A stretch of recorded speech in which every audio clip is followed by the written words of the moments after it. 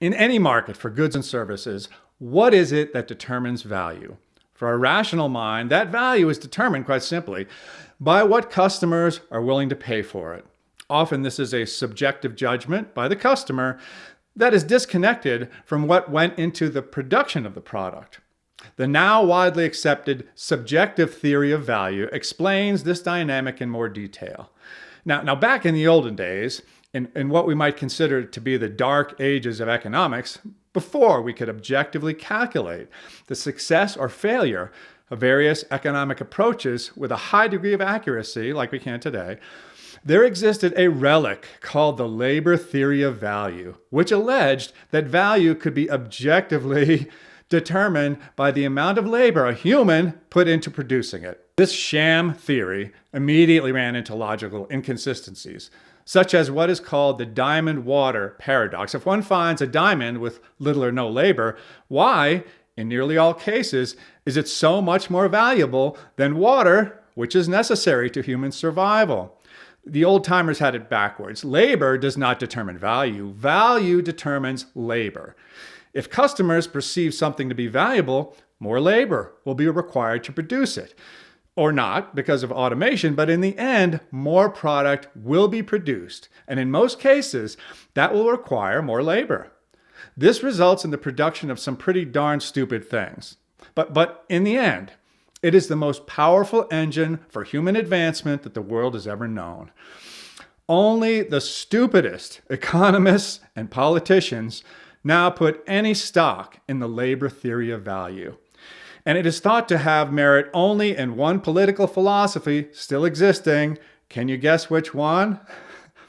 As they will want to do, socialists have shrugged off the provable falsity of this theory and twisted it into a political cudgel. Because now, you see, the marketplace value no longer matters. All that matters is the surplus value or excess profit. 3 guesses as to who gets to determine what excess means. Now, you see lots of scientific sounding words associated with this theory, but what it all boils down to is this: the government, not the customer, will determine what something is worth, how it will be produced, and who will profit from its production. I just want to repeat that. In a socialist economy, under the labor theory of value, government bureaucrats will determine what something is worth, how it will be produced, and who will profit from its production. The labor theory of value claims, in essence, that a person's labor, let's say in making a car, entitles that person by law to a proportionate share of its value and a proportional ownership in whatever organization makes the car. Problems with this theory, one of the foundations of socialism, by the way, are way too numerous to cover in detail, so I'll just stick to the big one. Socialists assign zero value, none, to the individual entrepreneur who puts, using a great American expression, his ass on the line to push the boundaries of innovation. This person, whether operating independently or in voluntary cooperation with others, has been shown to be the main engine for growth and innovation in the modern economic world. Socialists will tell you that all the labor theory of value means is that all companies must be owned by the workers. That's all it means. What's the problem, right? Well, the problem, obviously, is how exactly is this supposed to happen?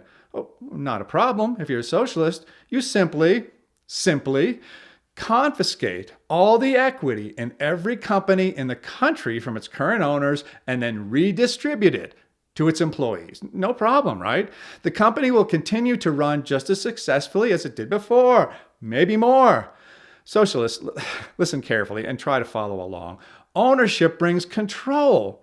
When you hand the ownership of a company over to, let's say, administrative personnel and middle managers, your company is now going to be controlled by administrative personnel and middle managers. Why is it exactly? Do you think that the people who are running the company now are running the company now? Luck?